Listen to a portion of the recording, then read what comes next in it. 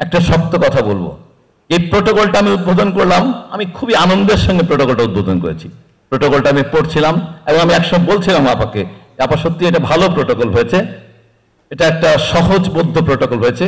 এইভাবে একটি বুকলেট বা এক জায়গাতে প্রোটোকল থাকলে এটার অ্যাডহারেন্স রেট ভালো হবে, সহজে মানুষ দেখতে পাবে।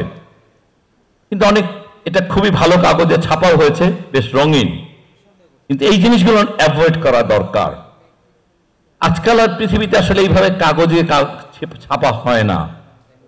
আপনাদের প্রত্যেকের হাতে স্মার্টফোন আছে, আমরা চাইলেই আসলে এই ধরনের প্রোটোকলকে প্রত্যেকের স্মার্টফোনে দিয়ে দেওয়া ভালো।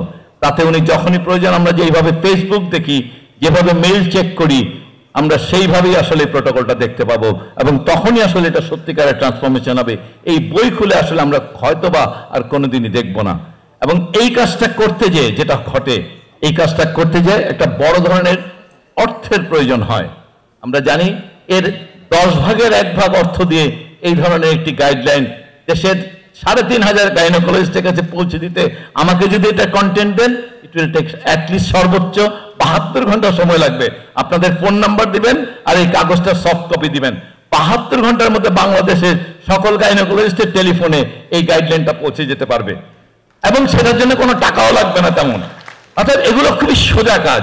আমি বলবো যে টাকার জন্য এই নির্ভরশীলতা, পরনির্ভরশীলতা, আপনারা নিশ্চয়ই জেনেছেন যে আমরা স্বাস্থ্য পরিবার কল্যাণ মন্ত্রণালয় 1,06,000 কোটি টাকার কর্মসূচি নামে যে ধারণা গত 27 বছর যাবৎ চলছিল, আমরা সেটা থেকে বের হয়ে এসেছি। অর্থাৎ পরনির্ভরশীলতা থেকে বের হয়ে আসাটা এটা আমাদের একটা সংস্কৃতিগত অবস্থান। আজকে আমাদেরকে এই বাচ্চারা যেইভাবে আমাদেরকে এই জায়গায় দাঁড় করিয়েছে, আমরা তাদের প্রতি যদি তাদের আগামী দিনকে যদি স্মুথ করতে না পারি, তাহলে আসলে ঋণগ্রস্ত থেকে যাব।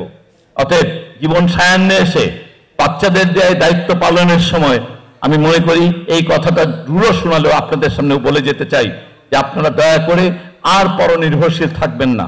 আমরা এটা আমাদের আত্মসম্মানের সঙ্গে সঙ্গতিপূর্ণও নয় বটে।